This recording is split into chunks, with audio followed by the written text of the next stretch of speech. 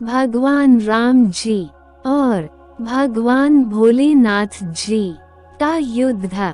बात उन दिनों की है जब श्री राम का अश्वमेध यज्ञ चल रहा था। श्री राम के अनुज शत्रुघ्न के नेतृत्व में असंख्य वीरों की सेना सारे प्रदेश को विजित करती जा रही थी। यज्ञ का अश्व प्रदेश प्रदेश जा रहा था। इस क्रम में कई राजाओं के द्वारा यज्ञ का घोड़ा पकड़ा गया, लेकिन अयोध्या की सेना के आगे उन्हें झुकना पड़ा। शत्रुघ्न के अलावा सेना में हनुमान, सुग्रीव और भरत पुत्र पुष्कल सहित कई महारथी उपस्थित थे, जिन्हें जीतना देवताओं के लिए भी संभव नहीं था। कई जगह भ्रमण करने के बाद यज्ञ का घोड़ा देवपुर पहुंचा, जहां राजा वीरमणि का राज्य था। राजा वीरमणि अति धर्मनिष्ठ तथा श्री राम एवं महादेव के अनन्य भक्त थे। उनके दो पुत्र रुक्मांगद और शुभांगद वीरों में श्रेष्ठ थे। राजा वीरमणि के भाई वीर सिंह भी एक महारथी थे। राजा वीरमणि ने भगवान शंकर की तपस्या कर उन्हें प्रसन्न किया था और महादेव ने उन्हें उनकी और उनके पूरे राज्य की रक्षा का वरदान दिया था। महादेव के द्वारा रक्षित होने के कारण कोई भी उनके राज्य पर आक्रमण करने का साहस नहीं करता था। जब अश्व उनके राज्य में पहुंचा तो राजा वीरमणि के पुत्र रुक्मांगद ने उसे बंदी बना लिया और अयोध्या के सैनिकों से कहा कि यज्ञ का घोड़ा उनके पास है, इसलिए वे जाकर शत्रुघ्न से कहें कि विधिवत युद्ध कर वो अपना अश्व छुड़ा लें। जब रुक्मांगद ने ये सूचना अपने पिता को दी तो वो बड़े चिंतित हुए और अपने पुत्र से कहा कि अनजाने में तुमने श्री राम के यज्ञ का घोड़ा पकड़ लिया है। श्री राम हमारे मित्र हैं और उनसे शत्रुता करने का कोई औचित्य नहीं है, इसलिए तुम यज्ञ का घोड़ा वापस लौटा आओ।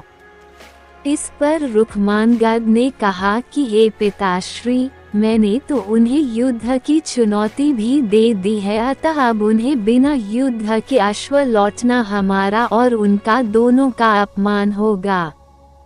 अब तो जो हो गया है उसे बदला नहीं जा सकता, इसलिए आप मुझे युद्ध की आज्ञा दें। पुत्र की बात सुनकर वीरमणि ने उसे सेना सुसज्जित करने की आज्ञा दे दी। राजा वीरमणि अपने भाई वीर सिंह और अपने दोनों पुत्र रुक्मांगद और शुभांगद के साथ विशाल सेना लेकर युद्ध क्षेत्र में आ गए। इधर जब शत्रुघ्न को सूचना मिली कि उनके यज्ञ का घोड़ा बंदी बना लिया गया है तो वो बहुत क्रोधित हुए एवं अपनी पूरी सेना के साथ युद्ध के लिए युद्ध क्षेत्र में आ गए। उन्होंने पूछा कि उनकी सेना से कौन अश्व को छुड़ाएगा, तो भरत पुत्र पुष्कल ने कहा कि तातश्री, आप चिंता न करें। आपके आशीर्वाद और श्री राम के प्रताप से मैं आज ही इन सभी योद्धाओं को मारकर अश्व को मुक्त करता हूँ। वे दोनों इस प्रकार बात कर रहे थे कि पवनसुत हनुमान ने कहा कि राजा वीरमणि के राज्य पर आक्रमण करना स्वयं परमपिता ब्रह्मा के लिए भी कठिन है, क्योंकि ये नगरी महाकाल द्वारा रक्षित है। अतः उचित यही होगा कि पहले हमें बातचीत द्वारा राजा वीरमणि को समझाना चाहिए और अगर हम न समझा पाए तो हमें श्री राम को सूचित करना चाहिए। राजा वीरमणि श्री राम का बहुत आदर करते हैं, इसलिए वे उनकी बात नहीं टाल पाएंगे। हनुमान की बात सुनकर श्री शत्रुघ्न बोले कि हमारे रहते अगर श्री राम को युद्ध भूमि में आना पड़े, ये हमारे लिए अत्यंत लज्जा की बात है। अब जो भी हो हमें युद्ध तो करना ही पड़ेगा। ये कहकर वे सेना सहित युद्ध भूमि में पहुंच गए। भयानक युद्ध छिड़ गया। भरत पुत्र पुष्कल सीधा जाकर राजा वीरमणि से भिड़ गया। दोनों अतुलनीय वीर थे। वे दोनों तरह तरह के शस्त्रों का प्रयोग करते हुए युद्ध करने लगे। हनुमान राजा वीरमणि के भाई महापराक्रमी वीर सिंह से युद्ध करने लगे। रुक्मांगद और शुभांगद ने शत्रुघ्न पर धावा बोल दिया। पुष्कल और वीरमणि में बड़ा घमासान युद्ध हुआ। अंत में पुष्कल ने वीरमणि पर 8 नाराज बाणों से वार किया। इस वार को राजा वीरमणि सह नहीं पाए और मूर्छित होकर अपने रथ पर गिर पड़े। वीर सिंह ने हनुमान पर कई अस्त्रों का प्रयोग किया पर उन्हें कोई हानि न पहुंचा सके। हनुमान ने एक विकट पेड़ से वीर सिंह पर वार किया। इससे वीर सिंह रक्तवमन करते हुए मूर्छित हो गए। उधर श्री शत्रुघ्न और राजा वीरमणि के पुत्रों में असाधारण युद्ध चल रहा था। अंत में कोई चारा न देखकर शत्रुघ्न ने दोनों भाइयों को नागपाश में बांध लिया। अपनी विजय देखकर शत्रुघ्न की सेना के सभी वीर सिंहनाद करने लगे। उधर राजा वीरमणि की मूर्छा दूर हुई तो उन्होंने देखा कि उनकी सेना हार के कगार पर है। ये देखकर उन्होंने भगवान रुद्र का स्मरण किया। महादेव ने अपने भक्त को मुसीबत में जानकर वीरभद्र के नेतृत्व में नंदी, भृंगी सहित सारे गणों को युद्ध क्षेत्र में भेज दिया। महाकाल के सारे अनुचर उनकी जय जयकार करते हुए अयोध्या की सेना पर टूट पड़े। शत्रुघ्न, हनुमान और सारे लोगों को लगा कि जैसे प्रलय आ गया हो। जब उन्होंने भयानक मुख वाले रुद्रावतार वीरभद्र, नंदी, भृंगी सहित महादेव की सेना देखी तो सारे सैनिक भय से कांप उठे। शत्रुघ्न ने हनुमान से कहा कि जिस वीरभद्र ने बात ही बात में दक्ष प्रजापति का मस्तक काट डाला था और जो तेज और समता में स्वयं महाकाल के समान है, उसे युद्ध में कैसे हराया जा सकता है। ये सुनकर पुष्कल ने कहा कि हे तातश्री, आप दुखी मत हो। अब तो जो भी हो, हमें युद्ध तो करना ही पड़ेगा। ये कहता हुए पुष्कल वीरभद्र से, हनुमान नंदी से और शत्रुघ्न भृंगी से जा भिड़े। पुष्कल ने अपने सारे दिव्यास्त्रों का प्रयोग वीरभद्र पर कर दिया, लेकिन वीरभद्र ने बात ही बात में उसे काट दिया। उन्होंने पुष्कल से कहा कि हे बालक, अभी तुम्हारी आयु मृत्यु को प्राप्त होने की नहीं हुई है, इसलिए युद्ध क्षेत्र से हट जाओ। उसी समय पुष्कल ने वीरभद्र पर शक्ति से प्रहार किया, जो सीधे उनके मर्मस्थान पर जाकर लगा। इसके बाद वीरभद्र ने क्रोध से थर्राते हुए एक त्रिशूल से पुष्कल का मस्तक काट लिया और भयानक सिंहनाद किया।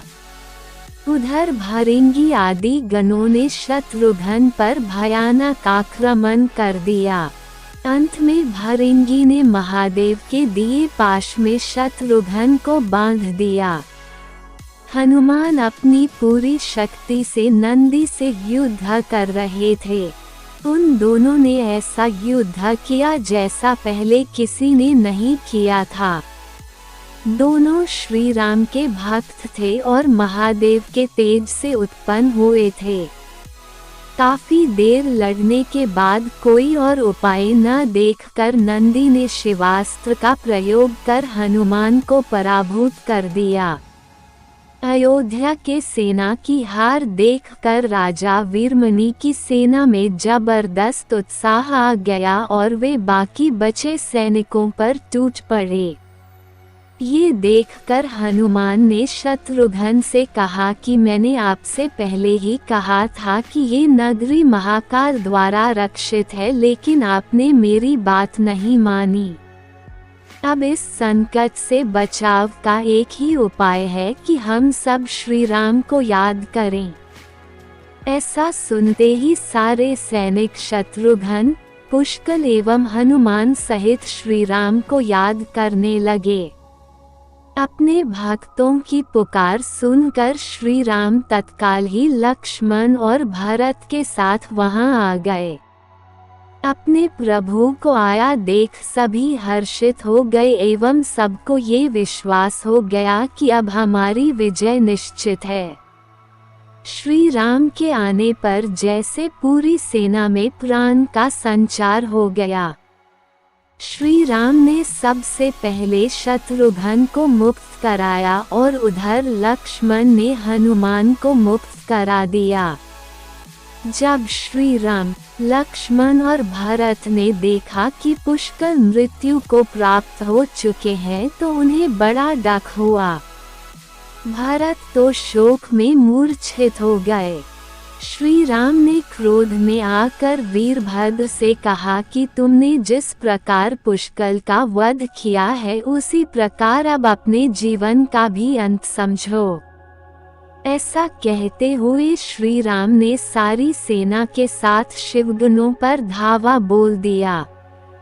जल्द ही उन्हें ये पता चल गया कि शिवगणों पर साधारण अस्त्र बेकार है, इसलिए उन्होंने महर्षि विश्वामित्र द्वारा प्रदान किए दिव्यास्त्रों से वीरभद्र और नंदी सहित सारी सेना को विदीर्ण कर दिया। श्री राम के प्रताप से पार न पाते हुए सारे गणों ने एक स्वर में महादेव का आह्वान करना शुरू कर दिया। जब महादेव ने देखा कि उनकी सेना बड़े कष्ट में है तो वे स्वयं युद्ध क्षेत्र में प्रकट हुए। इस अद्भुत दृश्य को देखने के लिए परमपिता ब्रह्मा सहित सारे देवता आकाश में स्थित हो गए। जब महाकाल ने युद्ध क्षेत्र में प्रवेश किया तो उनके तेज से श्री राम की सारी सेना मूर्छित हो गई। जब श्री राम ने देखा कि स्वयं महादेव रण क्षेत्र में आए हैं तो उन्होंने शस्त्र का त्याग कर भगवान रुद्र को दंडवत प्रणाम किया एवं उनकी स्तुति की। उन्होंने महाकाल की स्तुति करते हुए कहा कि ये सारे ब्रह्मांड के स्वामी, आपके ही प्रताप से मैंने महापराक्रमी रावण का वध किया। आप स्वयं ज्योतिर्लिंग में रामेश्वरम में पधारे। हमारा जो भी बल है वो भी आपके आशीर्वाद के फलस्वरूप ही है। ये जो अश्वमेघ यज्ञ मैंने किया है वो भी आपकी ही इच्छा से ही हो रहा है, इसलिए हम पर कृपा करें और इस युद्ध का अंत करें। ये सुनकर भगवान रुद्र बोले कि हे राम, आप स्वयं विष्णु के दूसरे रूप हैं, मेरी आपसे युद्ध करने की कोई इच्छा नहीं है, फिर भी चूंकि मैंने अपने भक्त वीरमणि को उसकी रक्षा का वरदान दिया है इसलिए मैं इस युद्ध से पीछे नहीं हट सकता, अतः संकोच छोड़कर आप युद्ध करें। श्री राम ने इसे महाकाल की आज्ञा मानकर युद्ध करना शुरू किया। दोनों में महान युद्ध छिड़ गया जिसे देखने देवता लोग आकाश में स्थित हो गए। श्री राम ने अपने सारे दिव्यास्त्रों का प्रयोग महाकाल पर कर दिया पर उन्हें संतुष्ट नहीं कर सके। अंत में उन्होंने पाशुपतास्त्र का संधान किया और भगवान शिव से बोले कि हे प्रभु, आपने ही मुझे ये वरदान दिया है कि आपके द्वारा प्रदत्त इस अस्त्र से त्रिलोक में कोई पराजित हुए बिना नहीं रह सकता, इसलिए हे महादेव, आपकी ही आज्ञा और इच्छा से मैं इसका प्रयोग आप पर ही करता हूँ। ये कहते हुए श्री राम ने वो महान दिव्यास्त्र भगवान शिव पर चला दिया। वो अस्त्र सीधा महादेव के हृदय स्थल में समा गया और भगवान रुद्र इससे संतुष्ट हो गए। उन्होंने प्रसन्नतापूर्वक श्री राम से कहा कि आपने युद्ध में मुझे संतुष्ट किया है, इसलिए जो इच्छा हो वर मांग लें। इस पर श्री राम ने कहा कि हे भगवान, यहाँ इस युद्ध क्षेत्र में भ्राता भरत के पुत्र पुष्कल के साथ असंख्य योद्धा वीर गति को प्राप्त हो गए हैं, उन्हें कृपया जीवन दान दीजिए। महादेव ने मुस्कुराते हुए तथास्तु कहा और पुष्कल समेत दोनों ओर के सारे योद्धाओं को जीवित कर दिया। इसके बाद उनकी आज्ञा से राजा वीरमणि ने यज्ञ का घोड़ा श्री राम को लौटा दिया और अपना राज्य रुक्मांगद को सौंप कर वे भी शत्रुघ्न के साथ आगे चल दिए।